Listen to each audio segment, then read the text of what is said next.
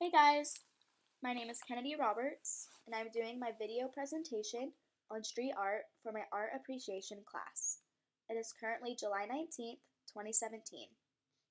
I chose street art because it really interests me and shows that everyone has their own story. I hope you all enjoy. I first want to start off with an introduction to street art, in case none of you know.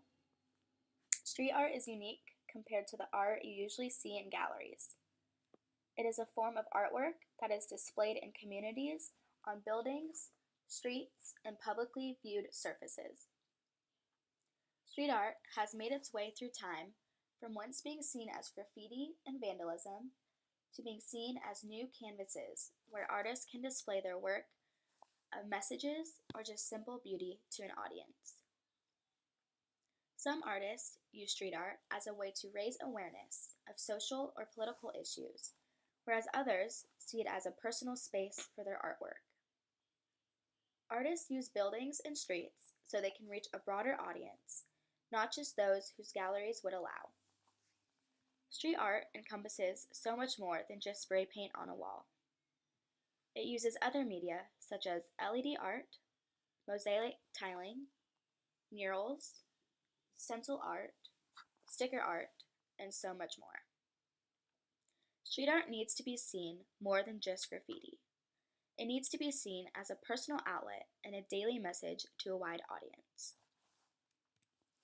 On this slide, I have some examples of what street art is, if you don't already know.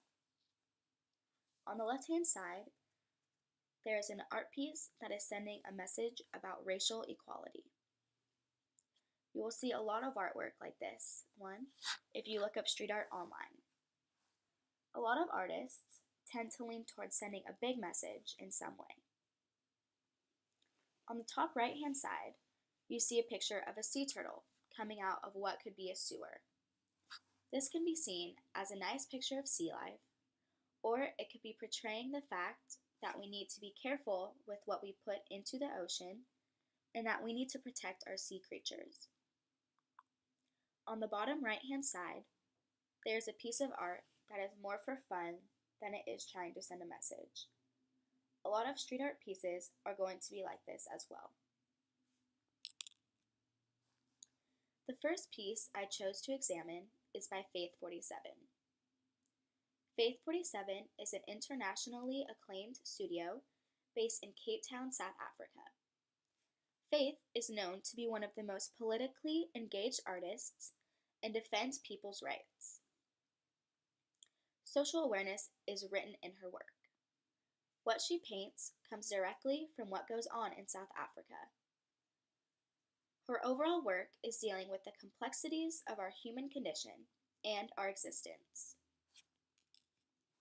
This mural was painted for the Women on the Walls project at the Wynwood Walls in Miami, Florida. The title of this piece means much and little. This painting is saturated in gold, as you can kind of see if you look closely. What I get from this piece is that the woman might be surrendering or even forgiving. The fact that her pieces have to do with women's rights gives off a very emotional appeal. I take it as the woman is kneeling down as if she is of lower status. This image speaks volumes and is one of my favorite street art pieces. The next street artist I want to discuss is Banksy, one of the most controversial street artists in the world. His work often includes many powerful, controversial images that can also be found on the internet as viral. He uses stencils most commonly for his street art and includes anything found in the street like signs or objects. His artwork is satirical and combines dark humor with his artwork to get a message out about art, philosophy, and politics. The piece that I have chosen in Balloon Girl, No Future. This picture has such a deep meaning behind it, even though it looks like such a simple picture. This picture was found spray painted on a wall of a private home in Bevoise Valley, Southampton, England. This is another version of Banksy's iconic balloon girl graffiti. This girl looks like a young schoolgirl. She seems to me like she is distressed and sad about where her future might go. As you can see, a string is connected to the letter O and the word no future. This is very ironic because it looks like the little girl is holding a balloon, which usually is a happy time for any kid, yet it is connected to the no in no future. Right when I saw this image, it spoke to me. The last piece of street art that I have chosen to talk about is work done by the Guerrilla Girls. They are a group founded by 7 artists who want equality for both men and women. In this group, there have been over 100 members. They all wear gorilla masks, so they stay anonymous so no one turns their attention to who the artists actually are. They want all focus on the artwork itself.